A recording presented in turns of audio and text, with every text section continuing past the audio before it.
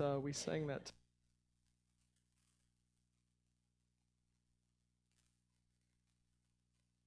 Oh, okay. Don't want this falling off in the middle of the message. Well, hopefully y'all had a good week. I'm enjoying the temperature change. I love fall. It's my favorite season. And so it was quite literally the last day of summer, and then the next day of fall it dropped 20 degrees. It's great. Well, this is our last Sunday in the book of Zechariah. And we've been on a journey the last couple months looking through Haggai and Zechariah, trying to capture God's vision for covenant during our current situation and days ahead. And I hope it's been an encouragement to you. I hope, if you don't remember what we've been over, watch and listen to the sermons again and see the journey that God's taken us on. With one of the major themes being, do not decry small beginnings. We're kind of very much in a restart with COVID and the world and everything else. We're adjusting to what God has for us in this season and this day and age, and so we need to take a look at the big picture. My son Judah came home from church the other day. Someone handed me a paper, something they'd worked on in kids' church, and it was a picture. It was a cut and paste thing of the armor of God from Ephesians 6, which is pretty cool, right? I'm glad my kids are learning about the armor of God in kids' church, but I took a look at this picture, and on his figure, he drew a face with bubbles as to what the guy's thinking, and he says, "I don't want to do this." I had to laugh at the honesty, right? Because even when we're wearing the armor of God, that doesn't necessarily mean we want to go into battle. And yet, we know that there are battles ahead of us if we follow Jesus. And I love the honesty, because if you remember, Jesus himself in the Garden of Gethsemane, he's knows what's about to happen, and he's in such turmoil that he's sweating drops of blood, and he even tells the Father, "If there be any way, let this cup pass from me." So even if you're fully wearing the armor of God, even if you're ready for battle, it's okay, like my son Judah, who can't spell do right. I don't want to do this. And so today's passage, like many prophecies, is bittersweet. It's got those things in there that you really don't want to face, but ultimately God's good purposes and plans are there. And so we're going to read Zechariah chapter 14, starting in the first two verses. It says, "Watch, for the day of the Lord is coming, when your possessions will be plundered right in front of you. I will gather all the nations to fight against Jerusalem. The city will be taken, the houses looted, and the women raped. Half the population will be taken into captivity, and the rest will be left among the ruins of the city." First thing I want to point out about this passage is that although it sounds awful, it still says, "the day of the Lord." The day of the Lord is coming. It reminds me of Psalm 118:24. "This is the day the Lord has made. I will rejoice and be glad in it." Now it's your birthday, Christmas, different times of year. You can easily say that.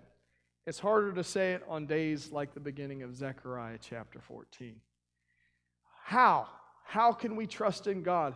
How can we have this attitude, whether it's a good day or one of those awful, terribly, no good, rotten, bad days?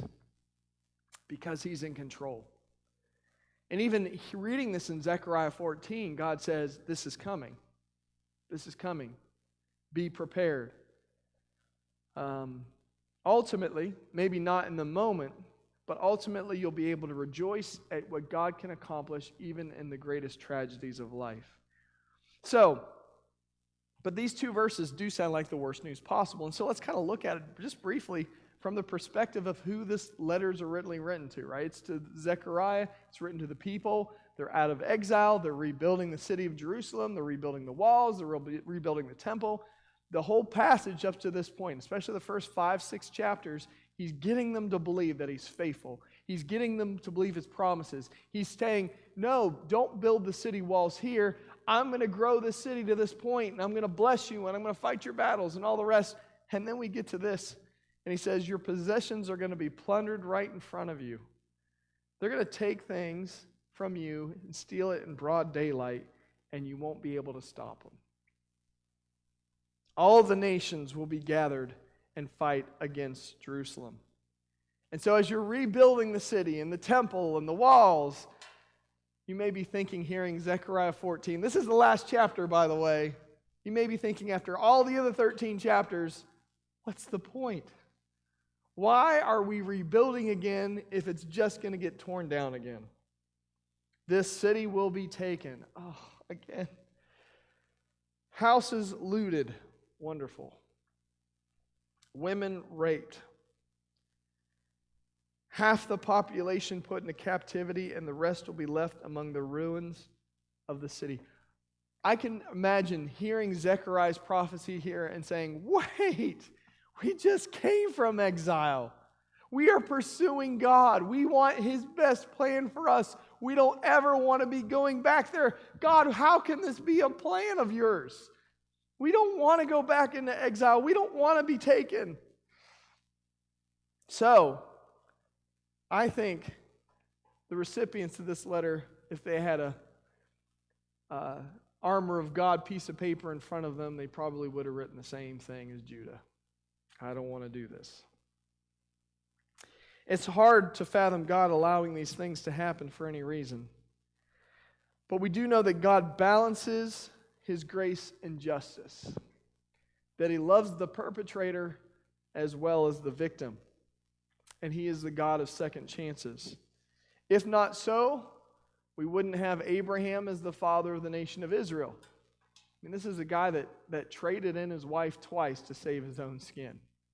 And then took his wife's servant as a wife and then treated her like a slave and forced her to leave. Moses would just be a failed murderer who's a renegade in the desert the rest of his life. David would be an adulterer and a murderer.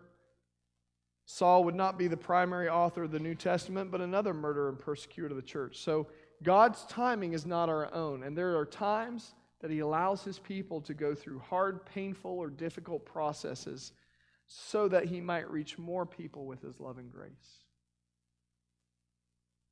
I'm not saying God does these things to us, but He allows things to happen to us for the gospel to go forward. I think that's why we had 2 years ago, we had a whole season of going through the book of Acts. Because you can always say, well, the good old days were better. We got it easy compared to the early church, right?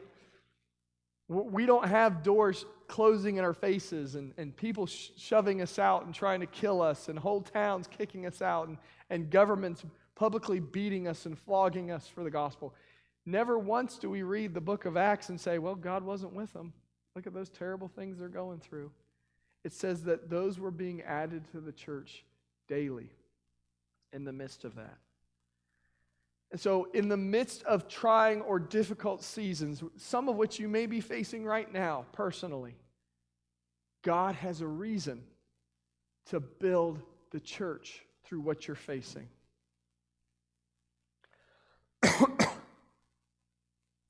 I remember as a 13-year-old, my earliest thoughts when my mom was diagnosed with cancer, she was the most loving, honorable, and honest person I knew.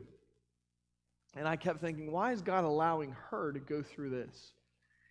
When you're 13, you still struggle with the thought of, well, bad things happen to bad people and good things happen to good people.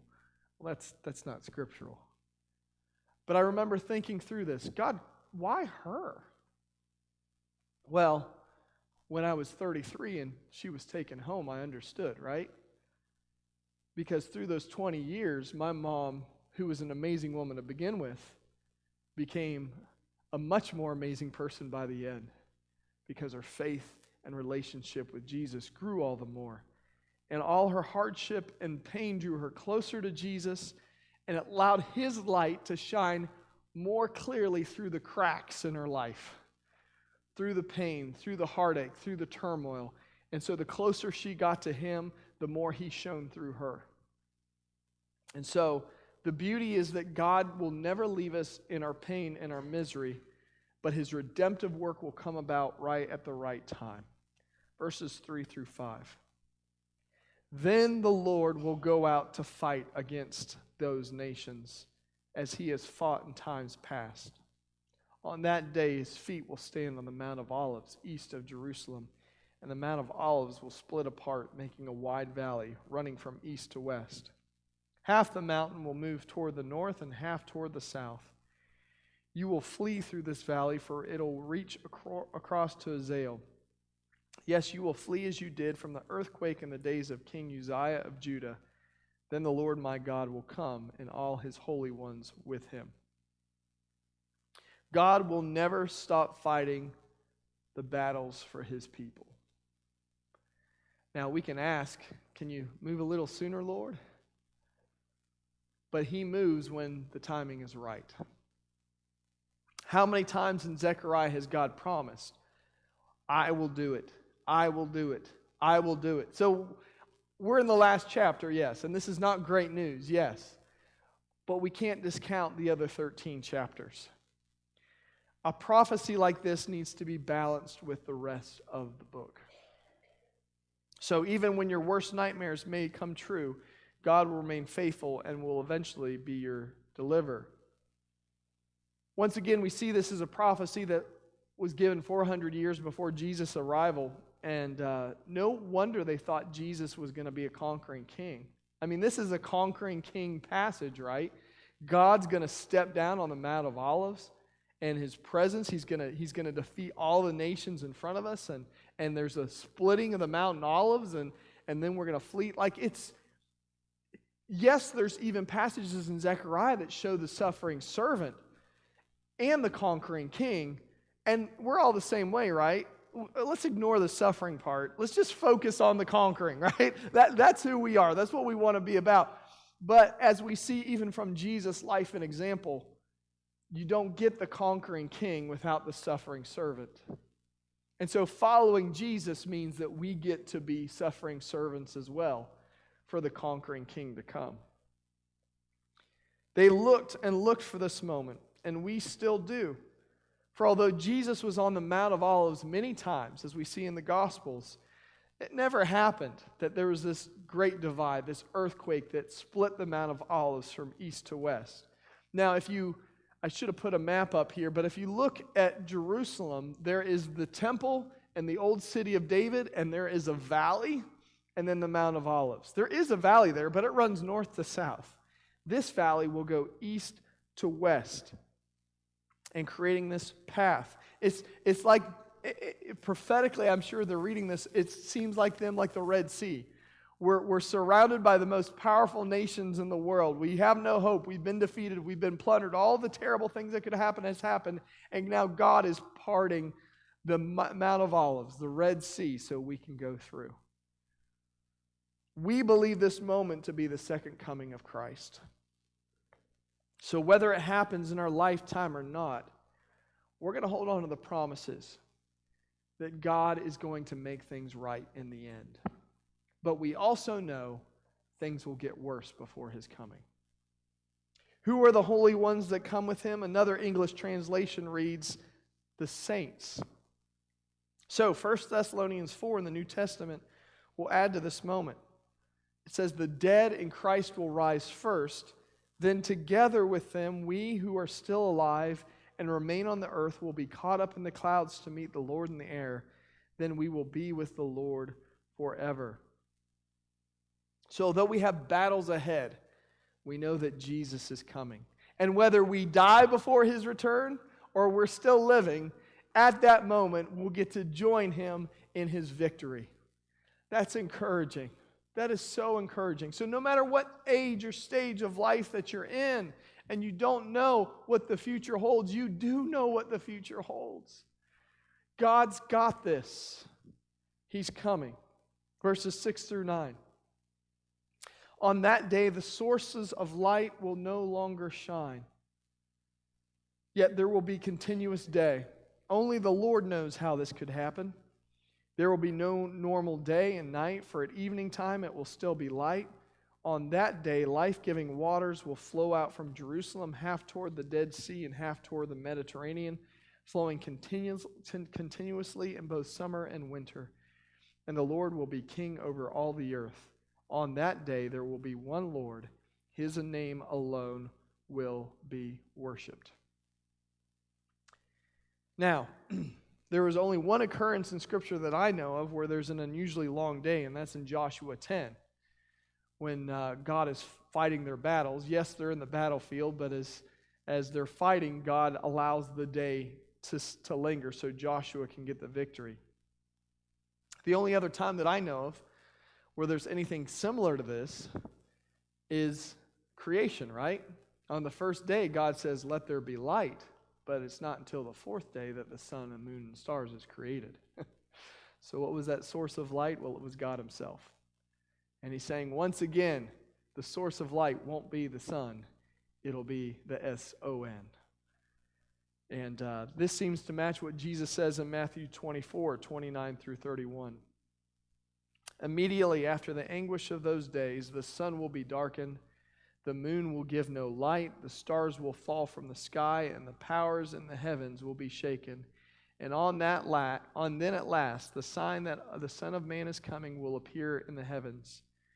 And there will be deep mourning among all the peoples of the earth, and they will see the Son of Man coming on the clouds of heaven with the power and great glory, and he will send out his angels with a mighty blast of a trumpet, and they will gather his chosen ones from all over the world, from the farthest ends of the earth. Yeah, that's the passage. So,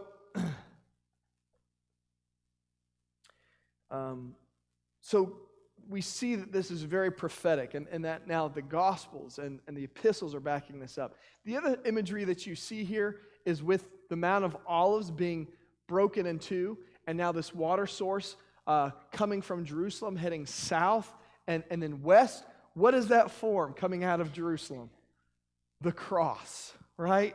Life, truth, hope in that day, coming from that perspective. Revelation 22 talks about a river of life flowing from the throne room of God in the New Jerusalem, down the main street at Christ's return. So we see that at this time, the core necessities that we need in life and light and truth and water, will be directly received in and through Jesus. And at this point, Jesus will be recognized as King eternally. Now, the victory he won at the cross made him King and Lord of all already.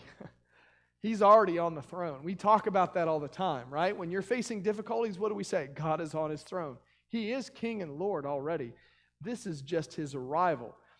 We're in this gracious period where he's allowing people time. He's allowing us as his believers to be his ambassadors, his emissaries. That's why we are evangelical in nature. That means we don't just sit around and wait for Jesus to show up. We have a job to do. There's a lost and dying world out there that needs to hear the gospel, and we are sent out to them to show them what a relationship with God looks like. And so this day is coming.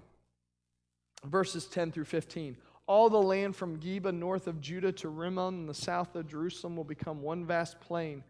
But Jerusalem will be raised up in its original place and will be inhabited all the way from the Benjamin gate over to the side of the old gate, then to the corner gate, and from the tower of Hananel to the king's wine press.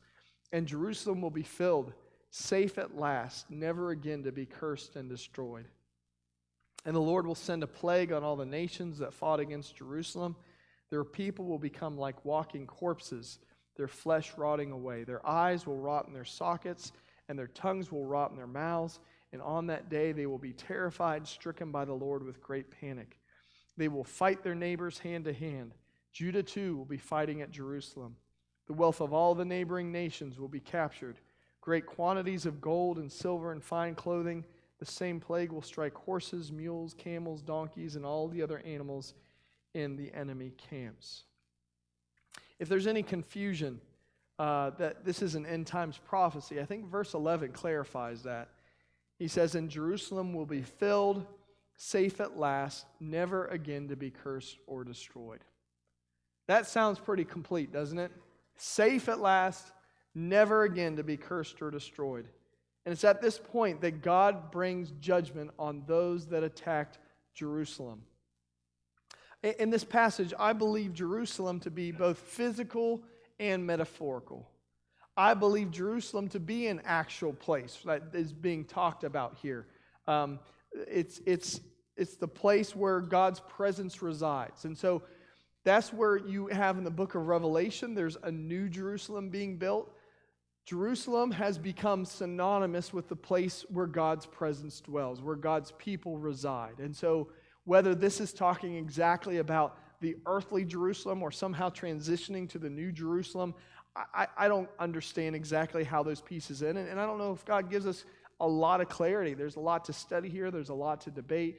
But I think it is talking about an actual place. But I also think that it's somewhat metaphorical, because Jerusalem in this passage is also those people that are God's. It's the people that make a place, right? If I were to go back to I just had my 25-year high school reunion, and I didn't go to it. You know why? Because it's the people that make the place.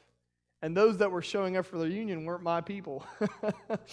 Even Joe there, we're like, no, we're not going. I see Joe every week. He's one of my people. We went to school together. That's what I'm talking about. And so the New Jerusalem, I think that they're talking about, is not just God's people. Post the cross, Jesus opened up the gates, as we talked about last week, even with him talking about living water with a Samaritan woman. I believe this metaphorically in a sense that Jerusalem is also the place where God's people dwell in his presence. And that's what he's referring to as well. Now, this plague described sounds like a zombie apocalypse, doesn't it? You have walking corpses, rotting flesh, rotting eyes, rotting tongues. It sounds like the Walking Dead to me. But it's reminiscent of what God did in Egypt centuries before. A plague will hit the surrounding nations that stand against God, yet those who are my people will be safe from this. If you remember the plagues of Egypt, the first 2 or 3 affected the Israelites as well, and then the last 7 didn't touch them. I think, as I've studied the book of Exodus, I think God allows the first couple to affect them as well, so they'll understand as well, oh, I'm dealing with God here. Yeah, I've got to be in relationship with him. It's not just I'm his and I'll be fine. There's got to be some sort of give and take. But as you get to the later plagues, they don't touch God's people. And the one that really always stands out to me is the plague of darkness, right? Darkness covers all of Egypt except for the land of Goshen, where the Israelite slaves are living. And I, in my mind's eye, I'm not sure if this ever really happened, but I can see Pharaoh sitting. He lives in the highest place in all the land, and he's sitting in his palace, and it's dark, and he can't see a thing, and he's got his bug bites all over him, and smelly frogs still laying around, and all this stuff he's just miserable, and he sees a glow on the horizon. The only possible source of light he can see. Asks the servant, what is that? Well, that's the slave encampment. They have light. In the last days, that's how it's going to be again. God's people will be safe in his presence, and the nations will suffer because of the choices they've made. Instead of getting lost and trying to understand this judgment or if a zombie apocalypse is really coming, there's 2 things I think we can pull from that. God's judgment on those that have turned and harmed us and slandered his name will be just as equal to the offense. God's judgment will eventually fall. So in these days where we're saying, when is he going to pay people back for what they're doing? When is consequence going to be coming? I thought God was just. Just wait. Just wait. And maybe in that day, you may be praying something different. Oh, God, be gracious to them. Please, they've suffered enough. Because that's the heart of God. The second thing is we need to make sure that we're not among those who are judged. There's 2 camps.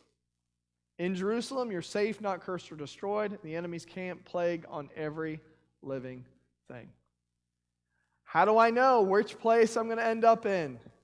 Choose you this day whom you will serve. Don't decry the little beginnings. Your little choices add up to big results. So in this day where we live in relative peace and comfort and wealth, and we know those days are coming ahead, what are we choosing? What are we choosing? 16 through 19. In the end, the enemies of Jerusalem who survived the plague will go up to Jerusalem each year to worship the King, the Lord of heaven's armies, and to celebrate in the festival of shelters. Any nation in the world that refuses to come to Jerusalem to worship the King, the Lord of heaven's armies, will have no rain. If the people of Egypt refuse to attend the festival, the Lord will punish them with the same plague that he sends on the other nations who refuse to go. Egypt and the other nations will be punished if they don't go to celebrate the festival of shelters. Now, this doesn't seem to be kind of a final judgment yet, does it? Again, we could debate all the process of how the end times are going to work. I mean, people have spent centuries trying to figure out what's going to happen one after the other. But as I read this passage, it looks like there's still choices to be made. That there is a time when God is going to be ruling on earth and everybody knows it, but he's still saying, you must come and celebrate this festival of shelters, and if they refuse, then there'll be drought. If Egypt refuses, they'll receive plagues. They still have some form of choice. And it's funny that Egypt is singled out. I almost think it's Egypt saying, well, hey, drought's not a problem for us. We deal with drought all the time. We've got the Nile River. That's been there for centuries. It's always going to be there. And God's saying, you don't get off. There's going to be a consequence that you don't like either. But why the festival of shelters? Why not Pentecost? Why not Passover? Well, the festival of shelters is the last and the longest of the great yearly celebrations that the people of Israel have celebrated for centuries. And the beginning of that festival season starts with Passover. It celebrates and remembers the tabernacle that God chose at Mount Sinai to dwell with his people. He made a way for his people to dwell in them. And again, you come back to the imagery, even as the tabernacle was set up. It was set up to be in the middle of the camp and spread out. It also is a time where people move out of their homes and they live in tents for a week, remembering that their people once lived in tents for 40 years before they came to the promised land. And to me, it's not ironic that God would call and demand the nations to celebrate this, whether they're former enemies or not, because he's saying, this festival, this thing that has been celebrated for centuries is now a reality. I, God, have come and conquered, and I am king on this earth, and I now dwell among you. And at least once a year, you're going to come and recognize the fact that God dwells among you. You're going to leave your world. You're going to come to me. You're going to get out of your comfort zone. You're going to stay in cabins. You're going to stay in tents, and you're going to worship me. You see, even in judgment, God seeks to make his enemies into friends and bless them. Even in this command, he's saying, come, experience a week in my presence. It's always our choices that cause us the greatest harm or allow us to receive God's grace. And yet the same lifelong lesson still has to be learned. To be in God's presence, walking in obedience, is life and blessing. To rebel is hurt and destruction. Can we learn that lesson now? Church, can we learn that now? To be in God's presence is life and blessing, and to be away from it is to suffer and be cursed. Do we have to wait for this to come about? I really don't want to. I just want the fullness of his presence now. Verses 20 and 21, the end of the book. On that day, even the harness bells of the horses will be inscribed with these words, Holy to the Lord. And the cooking pots in the temple of the Lord will be as sacred as the basins used beside the altar. In fact, every cooking pot in Jerusalem and Judah will be holy to the Lord of heaven's armies. All who come to worship will be free to use any of these pots to boil their sacrifices, and on that day there will no longer be traitors in the temple of the Lord of heaven's armies. Why horses? Horses are used for battle. And the horses that are used to shed blood are now going to be set aside for holy use because God has already conquered. Holiness to the Lord. They'll have bells on them. Everything inside this city will be made holy as well. He'll make every common, ordinary, daily tool and make it holy for His purposes. We are just jars of clay that He's making holy as well. The common and the ordinary made holy. And then we get this picture of God clearing the temple, right? There will be no more traitors in the temple anymore. Well, you know why? Because the sacrifice has already been paid. No need for that. Jesus was the eternal sacrifice. And so this is, again, it ends the book in a way that's something they can look forward to, something that they can hold on to, the promises of God, a time when Jerusalem will finally be safe. God will conquer their enemies. He'll make even everything in the city holy and pure. He'll dwell in their midst. And we take Zechariah 14 and say, Amen, so be it, in your timing, Lord. So, Zechariah ends this message with an eternal future for every believer. And so, again, here's how we close out the whole series. Do not discount small beginnings. Why? Because God's final chapters of the earth story are glorious and His plans are eternal. The last chapters, the last pages, the last moments of this earth story are written. Our story? No, because we're eternal. So, what seems small, minuscule, minute now has repercussions for generations. And I think that is the call of Covenant and the church as a whole in this day and age. I am here as your pastor because those that started this church said, feed my lambs. Had a focus on kids and youth and generations. Their small little acts have made huge changes. We just celebrated Billy Slusser's homecoming. You know, her and Bond started the health and welfare ministry in their home. We'll just hand out food out of our house. And then we found a place in the church. We used to do it in this very room. The storage was over there. Now it's over here. Now we're reaching hundreds of people every month. Small beginnings.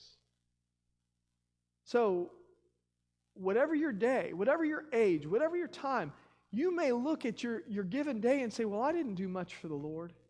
If you did it for Him, and you listened to His voice, and you walked in obedience, you can't measure what some of those small beginnings did. You won't know until you reach glory. You may have said 2 sentences to someone one day, and it got them to see the faithfulness of God. And they'll say, I'm here because you started the ball rolling in my life. And so that's the message for us today. Don't decry our small beginnings now. Let's wake up with joy every day, saying, this is the day the Lord has made. I will rejoice and be glad in it. I don't know what the day, and I can attest to this because I've had a week where I've been tired and weary. I'm still battling this cold. You can hear it in my voice. There's not a lot of joy in that, right? But you cannot decry what small things God does even in a week like that. Amen. Lord, I pray that we would not swiftly move on from the lessons you've taught us in Zechariah and Haggai, Lord. That we would always keep the cross before us, remembering that we are who we are because we've been bought with a price. That sin and death and guilt and shame does not have to dictate our future. That when temptation comes, we have the victory in Christ through the shed blood of the Lamb. But God, also keep before us the time and the moment when you'll come in the clouds and glory, and that trumpet will sound, and you'll come for your bride, and that our future is secure. And between this moment and that moment, God, there are harder days ahead. Following you doesn't mean that our path will be easy. Instead, your word tells us that it's a narrow way. It's not broad that leads to destruction. It's a narrow path. But it's a path where you walk the journey with us. And you are clear. You have a purpose and a plan for our everyday. And if we seek your face and we walk in obedience, all these small beginnings will have huge repercussions for generations to come. So God, let us embrace this calling and design for our life in the season. In your name we pray. Amen. Amen. As we close out the service, I invite the worship team to come forward and respond as the Lord leads you. Again, I never assume to know exactly how God's speaking to you all as individuals. But I do know He's speaking to each one of you as individuals. And the message He has for you is unique to you because He loves you uniquely. And you just need to respond as He calls you to.